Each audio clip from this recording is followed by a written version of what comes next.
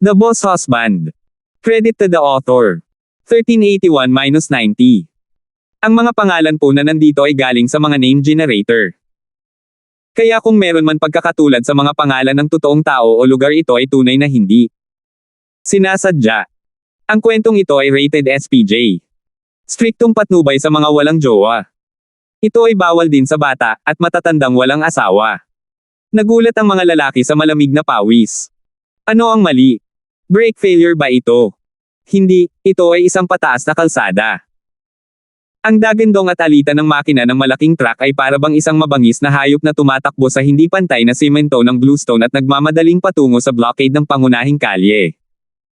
Ang mga lalaki ay pawang armado ng baril, ngunit nang bubunot na sila ng kanilang mga baril, malapit na ang truck. Ang kanilang buhay ay nasa isang bagay ng madalian, kaya't hindi sila nag-abala na sumigaw o maglabas ng kanilang mga baril at agad na umatras. Bang! Walang awang hinampes ng truck ang bakod at katawa-tawang gamulong sa lupa, na parang sinasabi sa grupo ng mga gwardya na gulat pa rin na hindi ito panaginip. Matapos bumalik sa kanilang katinoan, maraming malalaking lalaki ang sumigaw ng malakas at ang ilan sa kanila ay sumigaw sa walkie-talkie. Papasok! May isang truck na sumusugod sa pangunahing kalye. Gaano man kabilas ang kanilang pagsasalita, kapag ang mga tao sa compound na ito ay nagtatampo, hindi sila makakapag-react ng mas mabilis kaysa sa bilis ng truck. Not to mention, ang driver ay si Justin. Hindi sinasadya ni Justin na huminto. Sino mang sumugod upang harangin ang daan at napatay ay karapat-dapat dito. Anyway, nagpatuloy siya sa mabilis na pagtakbo patungo sa kung saan may mga ilaw. Parang puno ng pulang parol ang lugar sa harap, tama. Nang marinig ang isang tao sa likuran niya na tila nagpapaputok ng baril, patuloy na sumugod si Justin pasulong habang ang kanyang sigarilyo sa kanyang bibig. Anong biro, ang uri ng basurang anti-gang pistola na may napakaliit na saklaw ng pagbaril. Tatama ang bala mo kahit saan maliban sa akin. Hindi nagtagal, maliwanag na naiilawan ang pangunahing bahay ng pamilya Meng. Si Kelso, ang patriarch ng pamilyang Meng, na may pilak puting buhok ay nakaupo sa upuan ng central host. Siya ay tila energetic at masaya at nakainom na ng kalahating kati ng Mautai, ngunit hindi malapit sa lasing. Makikitang mataas ang alcohol tolerance ng matandang ito. Sa gitnang mesa kung saan siya nakaupo, nandoon lahat ang mga pangunahing figure ng Southern Zenica Gang. Ang mga taong tulad ni na Quinten, Roybin at Leona, bagaman hindi naglilingkod sa gang, ay may espesyal na pagkakakilanlan at kabilang sa kanila. Pare, mag-i-toast ulit ako sa iyo at hilingin ko sa iyo ang mahabang buhay. Tumayo ang matataas na lalaki, nagsabi ng magagandang bagay, ngunit mukhang mabangis. Ito ang deputy head ng Southern Zenica Gang at ang panganay na anak ni Kelso na si Brian. Siya ay matipuno, at iba sa gwapong hitsura ng kanyang nakababatang kapatid na si Quinten, na may kaunting ligaw na bangis sa kanyang pagiging masungit. Itinaas ni Kelso ang kanyang mga mata, medyo nag-aatubili, na-toast mo ako ng 3 beses, ngunit sa parehong mga salita. Narinig ito ni Brian, at pasimpleng nilagok ang alak at umupo, sige, ako na mismo ang iinom. Bastos na bata, umiling si Kelso sa sakit ng ulo. Ang pag-uusap na ito sa pagitan ng mag-ama ay tila medyo katawa-tawa, at si Brian nga ay kumilos tulad ng kanyang pangalan, kulang sa katalinuhan. Ngunit marahil dahil dito, siya ay pragmatic at prangka, at tila nagustuhan siya ni Kelso kaya binigyan niya siya ng posisyon bilang deputy head ng gang, tulad ng isang crown prince. Pagkatapos ng lahat, ang isang pinuno ay hindi nangangailangan ng maraming katalinuhan, hanggat hindi siya nalilito sa mga pangunahing bagay, at ang mga maliliit na kapintasan ay maaaring mabayaran ng isang mahusay na katulong. Sa pananaw ni Kelso, kahit na si Brian ay hindi isang mahusay na talento, siya rin ay isang mahusay na kandidato para sa tagumpay. Uncle, importante ang gang operations, pero masarap din magbasa ng ilang libro at matuto ng ilang salita para ay toast, kung hindi ay magsawa si Lolo. Ang lalaking nagsalita ay ang panganay na anak ni Quinten, si Erlong, ang hallmaster ng Blackwood Hall. Hindi tulad ng kanyang nakababatang kapatid na si Roybin, si Erlong ay tila mas katulad ng kanyang tiyuhin, na may matibay na pangangatawan, at isang mukha na hindi kayang purihin. Bagaman ang aking ama ay hindi masyadong magaling magsalita, siya ay taos puso. Ito ay mas mahusay kaysa sa maliliwanag na dila ng ilang tao, kumikilos tulad ng isang tusong Zorro, ang nagsalita ay ang pinaka-sexy at kaakit-akit na babae sa mesa. Ang babaeng ito ay nakasuot ng pula at itim na tonika na damit, ang kanyang balabal na buhok ay kinulayan ng lasing na pula, ang kanyang mga mata ay kaakit-akit, ang kanyang mga tampok ng mukha ay naiiba, ang kanyang mga kilos ay nagpapakita ng isang mapanlokong estilo. Si Marquez, bilang nag-iisang anak na babae ni Brian, ay naging 25 taong gulang lamang dahil huli siyang ipinanganak. Gayunpaman, mayroon siyang mahusay na mga talento sa negosyo at underworld. Siya ay lubos na minahal ni Kelso, at lalo na siyang naawa dahil namatay ang kanyang ina sa panganganak sa kanya. Sa murang edad, ginawa siya ni Kelso na maging hallmaster ng Red Flower Hall, at kinokontrol ang Hancock Industry, ang pinakamalaking kumpanya sa Southern Zenica Gang. Siya rin ang pinakabatang hallmaster ng gang mula noong sinaunang panahon. Maraming matatanda sa gang ang lihim na nagbiro na ibinigay ni Brian ang bahagi ng kanyang IQ sa kanyang anak, kung hindi ay hindi magiging ganoon kalaki ang agwat sa pagitan ng kanilang katalinuhan. Marquez, sinong sinasabi mong ipokrito? Ako. Nagtaas ng kilay si Erlong. Bahagyang tumawa si Marquez, pagkatapos ay bumaling kay Kelso at sinabing, Lolo, ang tanga na ito ay nagkakasakit lang, alam kong tapat ang aking kuya. Dahil huli siyang ipinanganak, kinailangan ni Marquez na tawagan sina Erlong at Royby na kuya.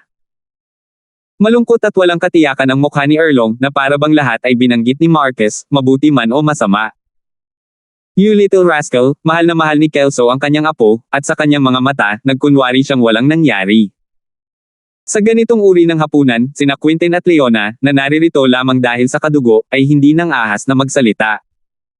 Pagkatapos ng lahat, ito ay isang pagtitipon ng 4 na bulwagan sa gang. Wala silang tunay na kapangyarihan at narito lamang sila para sa pakikilahok. Ang mga taong tulad ng ama ni Leona, ang hallmaster ng Golden Jade Hall, si Robert, ay ganap na naiiba. Sila ay mga karakter na talagang nakakapagsalita dahil ito ang mahigpit na tuntunin ng mga tradisyonal na gang na ipinasa mula pa noong unang panahon. Umasa din si Quintin sa kanyang panganay na anak na si Erlong, ang Blackwood Hallmaster na ipaglaban ang kanyang sarili at makakuha ng isang tiyak na posisyon sa gang. Sa kasamaang palad, alam lang ni Erlong kung paano lumaban ng mabangis at matapang, gaano kahirap. Habang ang main house at ang side hall ay sunod-sunod na nagdiwang, nagtatawanan at nagsusungit, may putok ng baril sa labas ng compound. Bagamat maingay, ang tunog ng mga baril ay naging sensitibo pa rin sa marami sa kanila. Beep! Beep! Beep! Kaagad pagkatapos, tumunog ang alarma sa main family courtyard. Pagsalakay. Maraming tao ang bumulalas ng hindi makapaniwala. Ang tanging function ng alarm na ito ay gumawa ng mga pang-emerhensyang paghahanda, at kapag may sumalakay dito. Gayunpaman, kapag na-install ang alarm na ito, walang inaasahan na ito ay gagamitin, hindi banggitin kung sino man ang maaaring sumalakay, sino ang magiging matapang na salakayin ang main family compound. Biglang naging maingay at magulo ang 12-dosenang mesa sa paligid ng compound. Tahimik.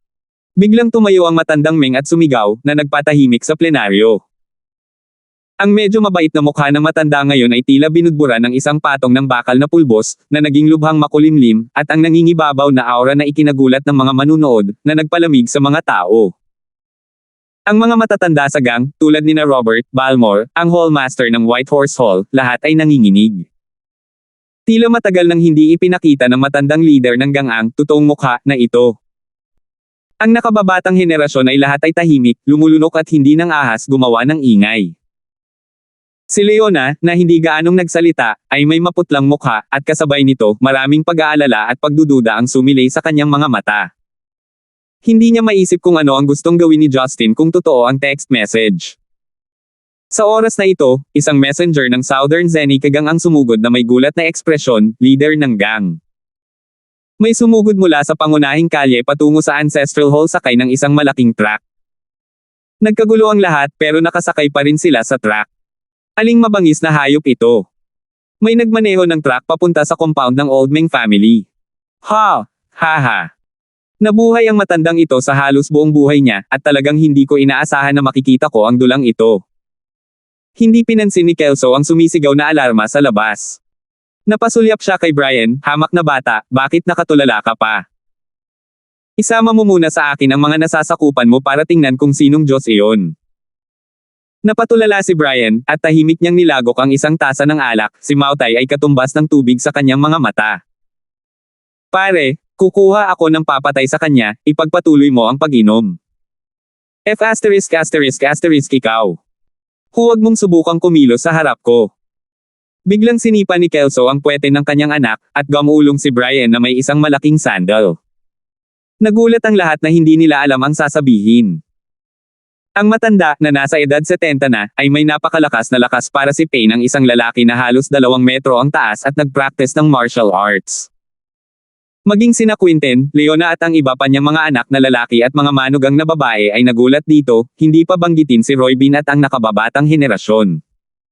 Tanging ilang matatanda sa gang ang hindi nagulat dito. Sinundan nilang lahat ang matanda at pinatay ang mga dayuhang tropa noon. Sa simula, ang matanda ay may dalang malaking kutsilyo at lumaban sa unos ng mga bala. Sa mga oras ng kaguluhan, ang pundasyon ng Southern Zenica Gang ay napanatili niya at nasakop nila ang lugar, ngunit malinaw na hindi naranasan ng mga kabataang ito ang lahat ng ito. 1382. Ang Southern Zenica Gang, partikular ang Meng Clan, ay maaaring ang unang pinakamalaking gang sa Zenica, ngunit sila ay aktibo lamang sa Central Plains.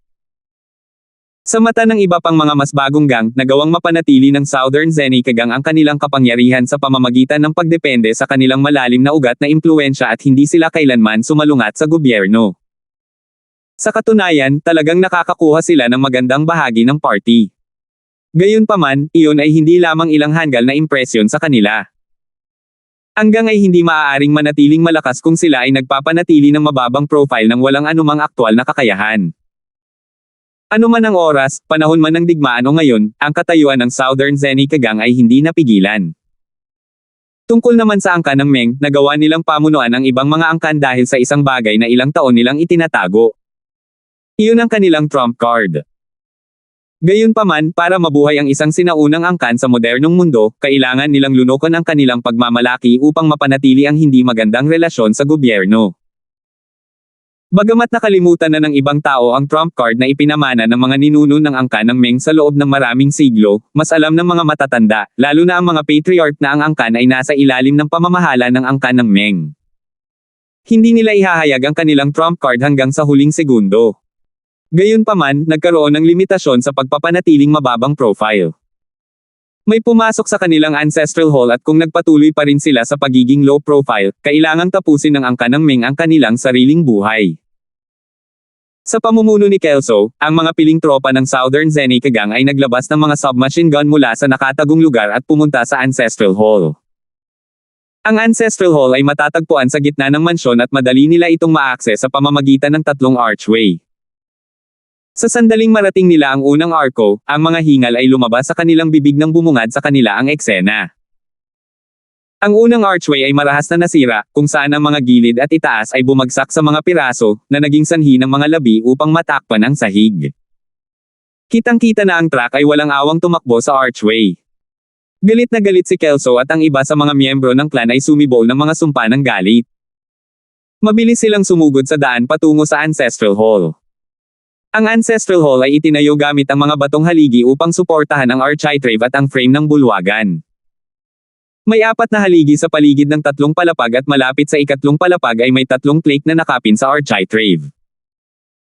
Ang mga linya ay kaaya-aya at sa mga ambi na umaayon sa isa't isa, ito ay isang icon ng maharlika para sa angkan ng Meng. Sa kasamaang palad, lahat ito ay nasira ng isang truck na huminto sa mismong pasukan ng ancestral hall. Ang mga chips ng pintura ay natanggal sa truck at ang windscreen ay nabasag sa mga shards. Bago dumating si Kelso kasama ang iba, pinalibutan na ng mga gwardya ang salarin. Halatang halata na si Justin ang bumangga sa bulwagan. Naiinis si Justin sa paghihintay at masaya niyang tinapik ang alikabok sa kanyang pantalon habang siya ay bumangon. Habang nakatayo sa hagdan, iniluwa ni Justin ang kanyang sigarilyo. Si Leona at Roy Bean ay nabigla at nalilito nang makita siya rito. Tila hindi makapaniwala si Kelso na ang salarin ay isang binata. Tiningnan niya si Justin pataas at pababa at ngumiti, "Ikaw ay matapang. Sino ka?" "Pare, hindi na kailangang magtanong. Patayin mo na lang siya." Hinigpitin ni Brian ang kanyang kamao at nabasag ang kanyang mga buko, handang umatake. Scram! "Hindi ko sinabing pwede kang magsalita." Sinipa ni Kelso ang kanyang anak. Nagulat si Justin. Bagamat ang kanyang divine sense ay mas mahina kaysa dati, masasabi niya mula sa paggalaw at lakas ni Kelso na siya ay may cultivation. Gaya ng inaasahan, hindi sila maaaring maging isang ordinaryong gang. Magkagayunman, wala siyang oras na makipag-usap sa kanya habang inilihis niya ang kanyang tingin kay Leona. Oy, Sawyer, I texted you. Sa tingin mo ba hindi ako maglalakas loob na sunugin ang bahay mo? So, gusto mo bang yumuko sa akin ngayon? Habang sinasabi iyon, nagsindi si Justin ng isa pang sigarilyo. Hindi siya naghahangad ng isang sigarilyo ngunit kailangan niya ito para magamit ang mga bagay sa kanyang sasakyan. Nanginginig ang mga binti ni Leona at sa wakas ay inilagay ng mga tao ang kanilang mga tingin sa kanya. Naalala ni Quinten ang text at pinagsabihan niya ang kanyang asawa, Leona, ano ang nangyayari? Hindi na naglakas loob si Leona na itago ang katotohanan at lumuhad siya sa harap ni Kelso habang humahagulgol, pare. Nagkasala ako sa iyo, nagkasala ako sa angkan ng Meng pero may dahilan ako. Magaling siyang umarte, naluluha sa loob ng ilang segundo.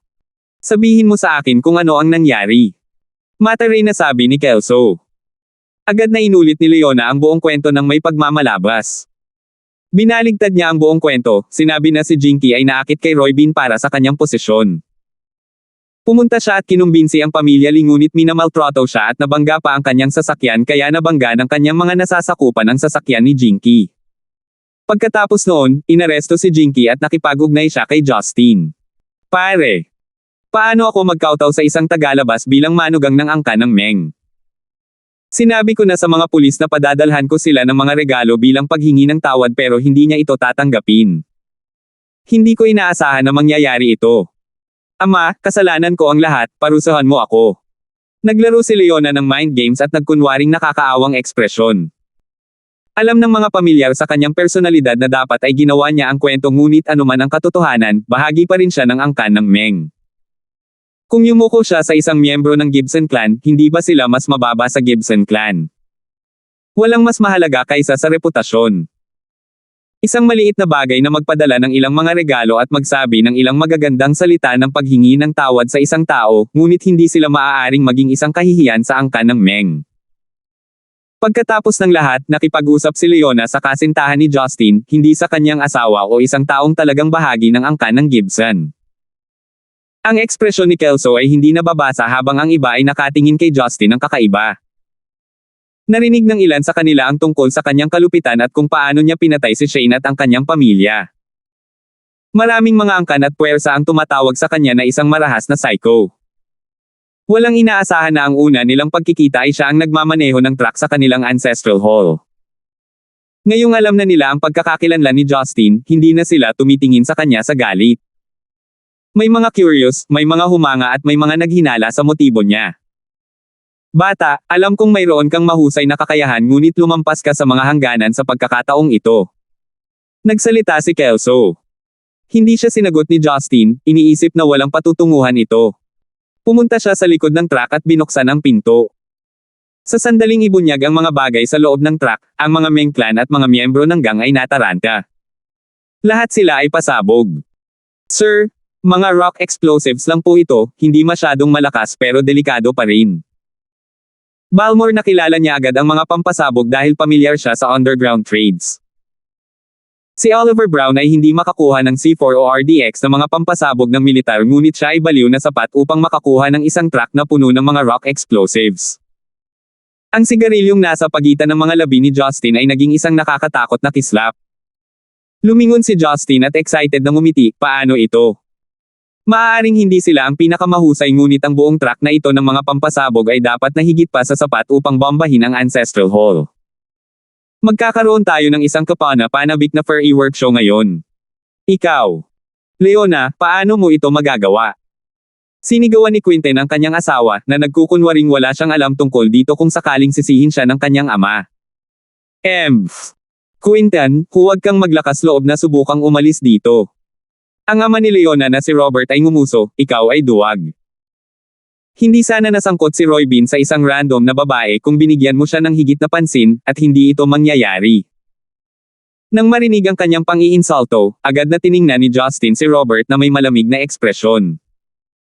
Hindi gaanong inintindi ni Robert ang kanyang reaksyon, saan ka nakatingin? Sa tingin mo ikaw ang pinakamagaling dahil ikaw ang young master ng Gibson clan. Nakapasok ka sa Southern Zenica Gang. Hindi ito Central City. Huwag kang maglakas loob na mag-apoy ng pampasabog o kung hindi ay itulak ko ito sa iyong lalamunan. 1383. Si Robert ay nasa Southern Zenica Gang sa loob ng maraming taon, kaya alam niya ang mga kakayahan ni Kelso at ng angkan ng Meng. Sa pag-iisip na iyon, ang angkan ng Gibson ay hindi malapit sa isang banta sa kanya. Ang kanyang pagtayo laban kay Justin ay upang patunayan sa kanyang mga miyembro ng gang na hinding-hindi hahayaan ni Kelso na saktan siya ni Justin. Poprotektahan siya ni Kelso at magagawa niya ang gusto niya. Tulad ng kanyang hinulaang, nadama ng kanyang mga miyembro ng gang na hindi sila dapat matakot sa angkan ng Gibson. Ang Southern Zenica Gang ay hindi katulad ng Liang Clan, bakit sila matatakot kay Justin? Natutuwa si Justin na makita ang kanilang mapanghamak na ekspresyon. First time niyang marinig na may nagplanong palaman siya ng mga pampasabog. Magandang ideya iyon. Tumango si Justin at ngumisi. Naglabas siya ng pampasabog at naglakad patungo kay Robert. Napansin ng mga elite na gwardya ng Southern Zenica Gang ang kanyang paggalaw at mabilis nilang hinaranggan ang kanyang daraanan. Si Robert ay nakatayo sa likuran nila ng buong kaba. Tumingin si Kelso kay Justin na may kalmadong ekspresyon, "Bata. Kahit na nasaktan ka ng aking manugang, nagawa mo ang iyong paghihiganti sa pamamagitan ng pagmamaneho sa aming lugar. Sundin mo ang payo ko, kaya kong lampasan ito para sa kapakanan ng iyong lolo. Ngunit kung pipilitin mong kumilos ng padalos-dalos, hindi ako magiging kaaway ng Gibson clan." Tumawa si Justin nang lumabas ang usok mula sa kanyang sigarilyo.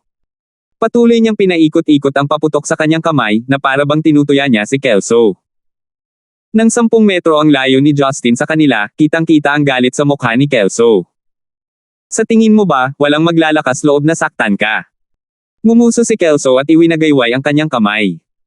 Sa sumunod na segundo, nagpaputok ng baril mula sa mga hand machine gun. Ang dumadagindong na putok ng baril ay sinabayan pa ng mausok na usok. 12 ng mga bala ang patungo kay Justin. Propesyonal na sinanay ang mga bumaril habang tinutukan nila ang puso at noo ni Justin habang iniiwasan ang pagsabog sa kanyang kamay at ang track sa likod niya. Nang akala nila ay aalis na ng tuluyan sa mundo ang hanggal na young master, may kakaibang nahuli sa kanilang mga mata. Si Justin ay dahan-daang gumagalaw, ganap na hindi naapektuhan ng putok ng baril. Nagpatuloy siya sa paglakad patungo kay Robert at nang pumutok ang lahat ng bala, nakatayo na si Justin sa harapan nila habang nakasimangot. "Seryoso. Aim for my head instead, sinira niyo ang sigarilyo ko. Ngayon kailangan kong magsindi ng isa." Iniluwa ni Justin ang upos ng sigarilyo at pinunit ang piraso ng punit na tela sa kanyang dibdib. Naiwang hubad ang kanyang dibdib habang nakatayo siya sa harap ni Robert. Natahimik ang karamihan at ang tanging maririnig ay mula sa umaalulong na hangin at mabilis na paghinga ng takot. Maging si Kelso ay mukhang seryoso. "Anak, nagsasanay ka ng Qigong. Saan angkan ka galing?" Tanong ni Kelso na may maingat na tono. Sa kabilang banda, nabigla sina Brian at Leona. Hindi nag-abalang sumagot si Justin sa kanya at hinawakan niya ang leopard coat ni Robert sa kwelyo bago siya itinapon sa sahig na natatakpan ng bato. Bago pa man makatayo si Robert, mabigat na tinapakan ni Justin ang kanyang dibdib, pinipilit ang isang subo ng dugo mula sa kanya. "Basta. Bitawan mo siya. Tatay." Napabuntong hininga si Leona. Kinuha ng mga nasasakupan ni Robert ang kanilang mga pistola at sinimulang barilin muli si Justin ngunit ito ay walang saysay. Dumausdas lang ang mga bala sa kanyang katawan at nagkamot lamang sa kanyang damit. Nagkaroon pa si Justin ng paglilibang na kumuha ng panibagong sigarilyo at ginamit ang bala upang sindihan ito. Inosenteng ngumiti si Justin sa galit na ekspresyon ni Robert, "Tinanggap ko ang iyong mungkahi, kaya ilalagay ko ang paputok sa iyong lalamunan." Muntik nang mawala ng malay si Robert ngunit hindi man lang siya mawala ng malay dahil sa sakit ng sipa ni Justin. Mabilis na napaatras ang mga nakapaligid sa kanila. Walang nangahas na iligtas si Robert. "Brat, alam mo ba ang ginagawa mo? Sa tingin mo ba magagawa mo ang gusto mo dahil lang sa alam mo kung fu?" Nang makita kung paano inihanda ni Justin ang pagsabog, hindi na ito napigilan ni Kelso. Si Robert ay maaaring hindi bahagi ng Meng clan ngunit siya ang patriarch ng Sawyer clan at kung siya ay mamatay, iyon ay makakaapekto sa kanilang reputasyon. Alam ni Kelso na huli na ang lahat kung hindi siya kikilos ng mas maaga. "Tumigil ka. Nagningning ang mga mata ni Kelso at sa loob ng isang kisap mata, gumalaw siya sa hindi kapani-paniwalang bilis na ganap na abnormal para sa isang lalaking kaedad niya. Ang truyuan ay ginawa mula sa loob niya at ang kanyang mga daliri ay bumuo ng kuko. Ni hindi makita ng mga miyembro ng gang ang kanyang silweta habang siya ay dumaan sa kanila na parang anino. Ang lakas na nanggaling sa kanya ay pumutok pa sa sahig. Hindi nabigla si Justin. Hindi man niya magamit ang kanyang cultivation, ganoon din ang kanyang pangangatawan, gayon din ang kanyang matatalas na sentido. Nakikita niya ng malinaw ang galaw ni Kelso at nahulaan ang kanyang trajectory bago pa man siya makalapit kay Justin. Nangakmang hahawakan ni Kelso ang braso ni Justin, bahagyang gumalaw si Justin pababa at itinulak ang kanyang kaliwang balikat sa dibdib ni Kelso. Ang tila malambot na galaw na iyon ay nagluwa ng dugo kay Kelso, na parang tinamaan ng bato. Nagulat ang mga miyembro ng gang nang makita ang nakakagulat na pagliko ng mga mesa. Ama! Sir! Sila ay sumigaw na parang hindi makapaniwala. Sinaktan ni Justin si Kelso. Ilang segundo lang ang nakalipas ay namangha sila sa kanyang mga natatagong kakayahan at ngayon ay natamba na siya na parang sanga. Maging si Kelso mismo ay nasa estado ng di paniniwala. Hindi niya inaasahan na matatalo siya sa isang suntok. Napangiwi siya na hindi man lang ginamit ni Justin ang truyuan, umaasa lang siya sa brute force para itumba siya. Tumalon si Brian pataas upang suluhin ang kanyang ama ngunit napaatras din siya ng ilang hakbang sa impact at naging dahilan ito upang magkaroon siya ng malalim na paggalang kay Justin. Ang iba sa kanila ay nawala ng masabi. Sumipol si Justin, matanda, malamang ay umakyat ka na sa Golden Core stage hindi pa katagal. Medyo matibay ang pundasyon mo pero mas dapat mong alagaan ang iyong katawan. Baka masira ko ang mga organ mo kapag gagawa ka pa. Magsasalita pa sana si Kelso ngunit isa pang subo ng dugo ang lumabas sa kanyang bibig at humihingal siya. Habang iiling-iling na hindi makapaniwala, nagpumigla si Kelso na magsalita, imposible. Halimaw ka ba? Hindi ka gumamit ng kahit anong cultivation. Paano ka, nabigla si Kelso, ikaw ba? Tagalog ka ba sa lugar na iyon? Hindi. Hindi nila gagawin ito, magdudulot lamang ito ng parusa sa kanila. Sino ka ba talaga? Pinaikit ni Justin ang kanyang mga mata. Si Kelso ay dapat na nagsasalita tungkol kay Hongmeng at para malaman niya ang tungkol kay Hongmeng, ang angka ng Meng ay dapat na may mas malalim na ugat kaysa sa tila. Hindi yun mahalaga sa kanya. Hindi na binalak ni Justin na mag-aksaya pa ng oras. Kinailangan pa niyang harapin ang taong nanlait sa kanyang babae at nagbanta na papatayin siya gamit ang mga pampasabog. Dapat may lasa siya ng sarili niyang gamot. Agad na pinasiklab ni Justin ang pampasabog sa kanyang kamay at itinapat ito sa bibig ni Robert, nabali pa ang kanyang ngipin para pigilan siyang lumaban. Ang iba ay nanginginig sa takot, bakit hindi tumakas si Justin mula sa paputok? Immune din ba siya sa mga pampasabog? Bago pa nila ito maisip, sumabog na ang paputok at natakpan ng nakakasilaw na dilaw na liwanag ang kanilang larangan ng paningin. Sa gitna ng ulap ay nakatayo si Justin na hindi nasaktan. Lahat pati si Kelso ay napatingin sa kanya sa gulat. Gawa ba sa bakal si Justin? Paano siya nananatiling hindi nasaktan kahit na may pasabog sa kanyang kamay? Tatay! Napasigaw si Leona sa kalungkutan.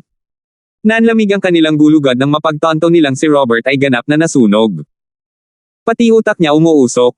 Sinipa ni Justin ang bangkay ni Robert patungo kay Leona na ikinasindak nila. Maging si Leona mismo ay nagtago sa likod ng iba sa takot. Puno ng takot ang kanilang mga titig. Ang kanyang hindi makatao na kalupitan at malahalimaw na pangangatawan ay kahawig ng impyerno at ito ay nagpapabaliw sa kanila. Huminga ulit si Justin ng kanyang sigarilyo at lumabas ang usok mula sa kanyang mga butas ng ilong habang siya ay ngumingiti, hindi nabigla sa kanilang mga ekspresyon. Tapos na ako sa appetizer, oras na para simulan ang fur e-work show para sa inyo. 1384. Habang ang lahat ay naiwang nakatulala sa kanyang pagkilos, tumalikod si Justin at inilabas ang mga kahon ng mga pampasabog mula sa truck, handang bombahin ang Ancestral Hall. Sa pagkakataong ito, walang nang-ahas na pigilan ang gayong halimaw na tao. Pare, huwag mo na siyang guluhin pa. Nagsalita si Brian na nakakuyong ang mga kamao. Pare, huwag kang padalos-dalos. Alam niyang wala tayong magagawa sa kanya dahil naglakas loob siyang pumunta rito ng mag-isa. Mabilis siyang hinikayat ni Leona. Maliban sa pakiramdam ng galit kay Justin, may kakaibang pakiramdam ang lumitaw. Sir, sikat si Justin bilang isang psycho. Siya ay walang takot at kung hindi natin siya matatalo sa pamamagitan ng lakas, mas mabuting umatras tayo at pag-usapan ang susunod nating mga plano. Mungkahi ni Balmore. Tumingin si Kelso sa Maringale na Ancestral Hall na may masalimuot na tingin, ang pinuno ng Golden Jade, si Robert Sawyer ay namatay sa linya ng tungkulin at ang kapatid ni Vice Leader na si Robert, si Sian Sawyer ang mamumuno sa ngayon. Para sa apat na malalaking pinuno, umatras kasama ang lahat ng mga kapatid. Hindi pinabayaan ni Kelso ang pamilya ni Robert dahil namatay siya para sa gang. Si Sian, na pa rin sa pagpanaw ng kanyang kapatid, ay natuwa nang marinig ito. "Sir, umalis ka muna," sabi ni Balmore. Nagtaas ng boses si Kelso, "Scram or else I'll shoot." Maging ang mga miyembro ng gang na nagnanais na manatili sa likod ay napilitang umalis sa kanyang utos. Hindi nagtagal, umalis sa clan sina Erlong, Balmore at Sian Sawyer, natatakot at nag-aalala sa kanilang magiging kapalaran kung mananatili pa sila. Walang pakialam sina Roy Bean at Leona at nang mapansin nilang walang balak si Kelso na kondenahin sila, umalis din sila kasama ang iba. "Pare, hindi ka ba aalis?" Naguguluhan si Brian. "Pwede na muna kayo ni Marquez." "Okay lang ako." Naka-recover na si Kelso mula sa kanyang mga pinsala dahil nasa Golden Core stage na siya. Nagsalubong ang mga kilay ni na Brian at Marquez at pinilit nilang manatili sa kanya. Para naman kay Quinten, kahit alam niyang mapapatunayan niya ang kanyang tapang sa kanyang ama sa pamamagitan ng pananatili rito, mas malakas ang takot na mamatay at tumakbo siya palabas ng lugar. Sinulyapan ni Kelso ang kanyang panganay na anak na lalaki at panganay na apo at isang ngiti ng pang-aalipusta ang nabuo sa kanyang mga labi. Tingnan natin kung ano ang kaya niyang gawin. Sa sandaling ito, katatapos lang ni Justin sa pagbaba ng karga ng truck. Hindi siya nag-abala na ang mga miyembro ng gang ay tumakas sa pinangyarihan dahil ang layunin niya ay bombahin ang Ancestral Hall. Ayaw ni Justin na isipin nila na siya ay todo tahol at walang kagat-kagat. Magiging insulto iyon sa kanya. Naitakda na ang awayan. Hindi niya gagawin ito kung may mabuting asal. Handa si Justin na harapin ang Southern Zenica gang at kung mas malaki ang sukat, mas mabuti. Mas mabuti pa kung ang gang ay gagawa ng buong puwersa upang mas mabuti para kay Oliver Brown na sakupin ang kanilang teritoryo. Pinaghiwalay ni Justin ang mga pampasabog sa 8 bahagi at inilagay ang mga ito sa 8 bahagi. Gumawa siya ng isang magaspang na pagkalkula sa mga distansya at naisip na dapat niyang pag-apuyin ang mga ito ng sabay-sabay. Nasiyahan sa kanyang trabaho, lumingon si Justin at ngumiti sa kanyang nag-iisang audience, "Nakakalungkot na kayong 3 lang ang audience sa aking Furry Work live show. Sana ay mag-enjoy kayo." Pagkasabi nito, kinuha ni Justin ang kordon at sinindihan ito ng kanyang sigarilyo bago tumakbo ng ilang hakbang palayo. Muntik nang tanggalin ni Brian ang ngiti sa mukha ni Justin ngunit pinigilan siya ni Kelso sa oras. Habang yumiikli ang kordon, malapit nang mag-apoy ang mga pampasabog at inisip ni Justin na ang kanyang layunin para sa araw na iyon ay sa wakas ay matatapos ngunit ang mga bagay ay nagbago. Ang pinto ng Ancestral Hall ay binuksan mula sa loob. Isang kulay abo na silweta ang sumugod palabas ng Ancestral Hall at isang bulk zone ng hangin ang lumitaw mula sa kung saan natanggayan ang lahat ng mga pampasabog sa hangin. Mga tunog ng pagsabog ang narinig, ngunit hindi ito nanggaling sa mga paputok. Napunit ang mga pampasabog. Ang masangsang na amoy ng nitrate ay napuno ng hangin at si Justin ay inis na makita ang lumilipad na pulbos. Tumakbo siya ng ilang metro upang tapikin ang mga labi sa kanyang damit habang nagmumura. Bakit may tao sa loob? Mapapansin sana ito ni Justin nang mas maaga kung magagamit niya ang kanyang banal na sentido. Tumangala si Justin at nakita na ang isang matandang lalaki ay nakatingin sa kanya ng walang malasakit na tingin. Nakasuot siya ng gulanit na kulay abo na damit at ang kanyang puting buhok ay nakatali sa isang bun. Ang kanyang naunang paglipat ay magagawa lamang sa True Yuan, kaya ang matandang ito ay nasa yugto ng Soul Forming. Ang angkan ng Meng ay may napakalakas na tao para bantayan ang kanilang Ancestral Hall. Damn it! Bakit hindi dumating ang Absolute Sword Daoist? Dapat dinala ang taong ito sa Hongmeng. Ngunit alam ni Justin na hindi ganoon kadali dahil binigyan ni Hongmeng ng espesyal na pagtrato ang 4 na pangunahing angkan. Siguro ang angkan ng Meng ay isang espesyal na kaso. "Elder, pasensya na sa abala sa iyo." Lumakad si Kelso at tumango sa matanda bilang paggalang. Kahit na mukhang magkasing edad lang sila, kinausap ni Kelso ang matanda ng may lubos na paggalang. Si Brian at Marquez ay parehong nagulat at nasasabik. Ngayon lang nila napagtanto na inutusan ni Kelso ang iba na umalis dahil ayaw niyang malaman nila ang tungkol sa sekreto ng Ancestral Hall. Ang mahahabang kilay ng Elder ay nakalawit sa hangin at kinausap niya si Justin, ikaw na walang alam na bata. I will let you off the hook this time since you are from the Gibson clan. Leave this instance. Hindi pinansin ni Justin ang kanyang mga salita at lumakad patungo sa matanda na nakakunot noo, sabihin, kung natatakot kang bombahin hanggang mamatay, maaari mo na lang sanang sabihin sa akin at lumabas bago ito. Sinira mo ang aking mga pampasabog kaya paano ko bombahin ang gusaling ito? Hindi ako gumamit ng lighter. Justin. How dare you? Kilala mo ba kung sino si Elder Quinten? Kahit ang lolo mo ay hindi maglalakas loob na maging walang galang sa kanya. Pinandilatan ni Kelso si Justin. Hindi ko lolo. Bakit mo binabanggit ang pangalan niya? Parehas kayong matanda at nahihiya ako na nag-iinarte kayong apo dito. Bamulong si Justin at muling inayos ang natitirang mga pampasabog. Nagulat ang mga miyembro ng Meng Clan. Nagpaplano pa rin si Justin na bombahin ang gusali. Maaaring si Quinten lamang ang namamahala sa pagbabantay sa Ancestral Hall ngunit siya ang tunay na elder ng angkan ng Meng. Si Kelso ang pinuno ng gang ngunit bata pa siya sa mata ni Quinten. Hindi inaasahan ni Quinten na makakatagpo siya ng isang binata na ituturing siyang parang transparent. Ang kanyang mga mata ay kumikinang sa galit at sa kaway ng kanyang manggas, isang surge ng True Yuan ang itinuro kay Justin. Ilalagay na sana ni Justin ang mga pampasabog ngunit ang surge ng True Yuan ay durog sa mga explosibo at natamba ang mga ito sa sahig. Ignorante kang bata dahil sa pangahas mong sirain ang Ancestral Hall natin sa harapan ko. Nagningning ang mga mata ni na Brian at Marcus sa kanyang mga kakayahan. Gaano kahirap at katagal ang kailangan nilang linangin upang maabot ang parehong antas ng kanilang nakatatanda. Huminga ng malamig si Justin at kinasusuklaman ang katotohanang hindi niya magagamit ang kanyang cultivation. Sa nakakuyong na panga, pinilit ni Justin na lumabas sa kanyang bibig ang mga salita, matanda, huwag mo itong lampasan. Hindi mo ako papayagan na gumamit ng mga pampasabog. Pinipilit mo ba akong sirain ang gusali sa aking sarili? Sige, maghintay ka lang. Hindi basta-basta susuko si Justin ngunit ayaw din niyang kalabanan ang elder dahil, kung wala ang kanyang cultivation, hindi niya matatalo ang isang cultivator na tulad niya. Sa halip, tumalon siya sa harap ng bulwagan at hinaila pasulong ang 2 metrong taas ng pinto. Ang metal na bisagra ay umungol sa ilalim ng puwersa at ang mga pinto ay natanggal sa frame. 1385. Ikaw. Bastos. Galit na galit si Elder Quinten. Nauna ang lalaking ito at giniba ang gusali imbes na harapin siya. Dahil sa galit, itinaas ni Quinten ang kanyang kaliwang kamay upang bumuo ng bola ng True Yuan. Sa sumunod na segundo, nagpakita siya sa harap ni Justin upang ihampas ang kanyang kamao sa dibdib ni Justin. Napangiti si Justin.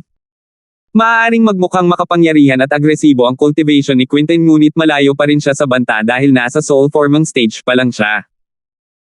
Hindi nabigla sa kanyang cultivation, si Justin ay tumahimik at nagbusog ng kanyang dibdib upang tanggapin ang pag-atake ni Quinten. Isang malakas na kalabog ang narinig at nag-disperse ang True Yuan ni Quinten, na lumikha ng mga alon na naging sanhi ng panginginig ng mga kalapit na gusali.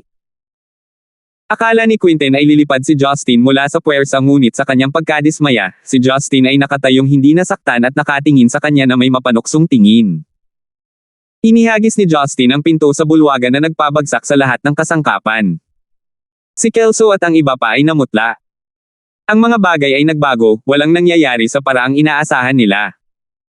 Umalis si Quinten mula kay Justin at inanyayahan sila, go as far as possible. Sineseryoso ko siya ngayon.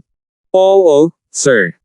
Hindi nangahas si Kelso na magsabi ng anuman, sinemyasan ng kanyang anak at apo na umiwas sa paraan ni Quinten. Walang pakialam si Justin, sa halip ay itinoon niya ang kanyang tingin sa langis at mga kandila sa bulwagan. Ang Ancestral Hall ay palaging napuno ng mga kandila na isang perpektong pinagmumula ng apoy upang masunog ang lugar. Hindi na nangahas si Quinten na mag-aksaya pa ng oras nang mapansin niya ang pagkilos ni Justin. Bago pa maabot ni Justin ang apoy, pumasok si Quinten at hinarangan ang kanyang daan. Si Quinten ay isang kung fu expert bago umakyat sa soul forming stage. Sa sandaling pinili niyang bitawan ang mga paghihigpit, ipinatawag ni Quinten ang kanyang True Yuan para maglunsad ng sunod-sunod na pag-atake laban kay Justin. Ang lahat ng kanyang true yuan ay nagtagpo sa kanyang mga kamao at sa isang mas mabilis at mas malakas na puwersa kaysa sa dati, inihagis niya ang kanyang mga kamao sa mga mahihinang bahagi kay Justin. Ang mga damit ni Justin ay naging punit-punit sa loob ng ilang segundo ngunit kahit anong pilit niya, si Justin ay nakatayong walang harang. Walang kahit isang kalmo sa balat niya. Binigyan ni Quinten ng uppercut ang panga ni Justin at sa wakas ay inabot ni Justin ang kanyang kanang palso. Pumunta sa impyerno. Nasira ang mood ni Justin at ang kanyang mga mata ay naningkit sa galit habang sinusubukan niyang hawakan ang palso ni Quinten. Gayunpaman, may kakaibang nangyari sa true yuan ni Quinten. Ito ay bumuo ng isang kalasag sa kanyang palso. Si Quinten ay umungal at ang matigas na kalasag ng true yuan ay sumambulat sa lakas at naalis ang kamay ni Justin.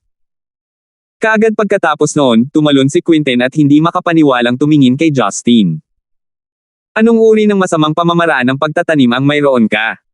Paano mo nagawang makayanan ang aking mga pag-atake? Kumunat ang noo ni Justin at iginalaw ang kamay habang bumubulong, hindi ko ine-expect na magkakaroon ka ng teknik na ganito. Dapat ay kinuha ko na lang ang leeg mo. Mas mabilis sana ang pag-snap ng leeg mo. Ang yabang. Umaasa ka lang sa pangangatawan mo, sa tingin mo matatalo mo talaga ako. Bumantong hininga si Justin, ayon sa Treaty of Gods, hindi ko nilalabag ang kontrata dahil nakikipag-ugnayan ako sa isang cultivator na nasa yugto ng Soul Formang. Naguguluhan si Quinten ngunit bago pa niya ito maisip, may binibigkas si Justin. Ay Unsil. Ang maringgil na pang-aapi ay bumangon mula sa katawan ni Justin at kumalat ito sa paligid, walang iniwang puwang.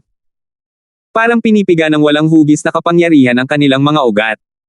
Agad na ipinatawag ni Quinten ang kanyang true yuan upang labanan ang biglaang pang-aapi. Kasabay nito, napabuntong hininga siya sa pag-alala sa isang bagay, the space laws. You're a god. Normal lang kay Quinten na magulat dahil ilang taon na niyang binabantayan ang Ancestral Hall. Dahil hindi siya nakakonekta sa mundo, hindi niya alam ang mga pagkakakilanlan ni Justin. Huwag kang mag-alala, sisirain ko pa rin ang bulwagan ng apoy.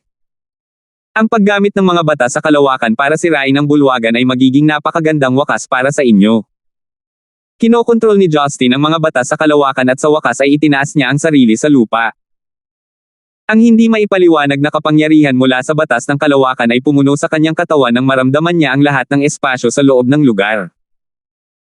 Susunugin ko ang bulwagan ngunit hindi ko susunugin isa-isa ang natitirang mga gusali, lumutang si Justin sa hangin at iwinagayway ang kanyang kanang braso sa isang dalawang palapag na gusali sa kanyang kanan, Blade of Space. Isang hubog na talim ang nabuo sa lakas ng kalawakan at sa kakilakilabot na lakas, ang dalawang palapag na gusali ay nahati sa kalahati. Ang gusali ay gumuho na nagdala ng malaking ulap ng mga labi. Kahit na ang mga bata sa kalawakan ni Justin ay hindi kasing lakas ni Athena, Poseidon o kahit Apollo, ang pakikitungo kay Quinten ay isang piraso ng cake. Nagawa ni Justin na talunin si Ares dahil sa kanyang Golden Core True Yuan, hindi dahil sa kanyang mga bata sa pangangatawan at kalawakan. Bagamat si Quinten ay nasa yugto ng Soul Formang, si Justin ay walang takot. Kahit na hindi niya kayang saktan si Quinten gamit ang mga bata sa kalawakan, madali pa rin niyang nasasira ang mga gusali. Space Crumble. Isa pang well-renovated na gusali ang winasak ni Justin sa isang utos. Pulang-pula ang mukha ni Quinten at hindi na siya makatingin kung hindi ay jijibay ni Justin ang buong lugar. Moron. Umungol si Quinten at tinakpan ang kanyang katawan ng matigas na true yuan bago sinuntok si Justin. Sinubukan ni Justin na magtayo ng space fort ngunit madali itong nasira ng true yuan ni Quinten dahil hindi niya ma-overlay ang mga kuta ng daan-daan o kahit milyon-milyong parallel space. Ang iyong mga bata sa kalawakan ay hindi malapit sa isang banta. Nadagdagan ng kumpiyansa ni Quinten habang inihagis niya ang kanyang mga kamao kay Justin. Humalaklak si Justin, hindi ko man lang guguluhin ang iyong mga kilati. Gawin mo ang lahat ng gusto mo ngunit mapapabilis ko lang ang proseso ng pagsira sa iyong lugar. Mabilis na ikinaway ni Quinten ang kanyang mga kamao na nagmistulang after image at napagtanto lamang na nagsasabi si Justin ng totoo. Ang kanyang mga kamao ay hindi makapinsala kay Justin at hindi rin nakaapekto sa mga galaw ni Justin. Sinisira pa ni Justin ang mga gusali gamit ang kanyang mga bata sa kalawakan. Matanda, gusto mo bang sirain ko ang lahat o gusto mong sunugin ko na lang ang bulwagan? Wala sa mga pagpipilian ang maganda at napilitan si Quinten na lumayo kay Justin. Ang kanyang dibdib ay gumagalaw pataas at pababa dahil sa galit at kung hindi dahil sa kanyang malalim na paglilinang, siya ay umubo ng dugo. Napahiya at nahihiya si Quinten na harapin ang kanyang mga ninuno habang nakatingin siya sa sira-sirang mansyon. Napangiti si Justin sa loob. Hindi niya siya paglaruan kung pwede lang siyang patayin doon at pagkatapos. Sa kanyang mga bata sa kalawakan, hindi na niya kailangang give-in isa-isa ang mga bahay. Ang kailangan lang niya ay gamitin ang space crumble ng 2 hanggang 3 beses at madali niyang napunit ang lahat. Ngunit hindi napigilan ni Justin ang tukso na pahirapan ang angkan ng Meng sa pamamagitan ng pagsira sa mga gusali ng isa-isa. Kasuklam-suklam ka. Dumura si Quinten at sumugod sa Ancestral Hall sa susunod na segundo. Naguguluhan si Justin. Bakit siya nagtago sa hall? Hinihintay ba niya na sunugin siya ni Justin kasama ng bulwagan? Napukaw ang pagkamausisan ni Justin at sinundan niya siya sa bulwagan para lang makita siyang nagbibigay galang sa mga hanay ng mga spirit tablet. Sa paghusga sa bilang ng mga spirit tablet, ang angka ng Meng ay dapat na may mas mahabang kasaysayan kaysa sa angka ng Gibson. Ako, si Quinten ay pinagbantaan ng isang masamang tao at kailangan kong ilipat ang mga spirit tablet at ang kayamanan sa ibang lugar. Bumilis ang tibok ng puso ni Justin nang marinig niya ang salitang kayamanan. Inis kanya ang silid at agad na napansin ang isang angkop na lugar sa tuktok ng isang spirit tablet na pinalamutian ng isang gintong tela. May isang maliit na kahon na may gininto ang base at pulang linya. Isang ideya ang lumitaw sa isipan ni Justin at sa paggamit ng mga bata sa kalawakan, lumitaw siya sa tabi ng angkop na lugar at inilagay ang kahon sa kanyang singsing sa kalawakan bago matapos makipag-usap si Quinten sa kanyang mga ninuno. 1386. Si Quinten, na naghahanda sa pagyuko sa mga ninuno, ay napatulala. Nang makita niya ang ngiti sa mukha ni Justin, napasigaw siya, "Bastard! Ibalik mo sa akin ang kayamanan." Bilang elder ng angka ng Meng, maliban sa pagbabantay sa mga spirit tablet, siya rin ang naatasang bantayan ang kayamanan. Lumuhad si Quinten bilang paggalang sa mga ninuno at sa kayamanan, ngunit hindi niya inaasahan na sasamantalahin ito ni Justin. Hindi niya akalain na may magnanakaw sa kanila ang young master ng Gibson clan. Napangiti si Justin, "Matanda, tanga ka ba? Bakit mo sasabihin ito ng malakas? Paano ko malalabanan ang tukso kung sinabi mong may kayamanan? At saka, sinira ko ang buong angkan.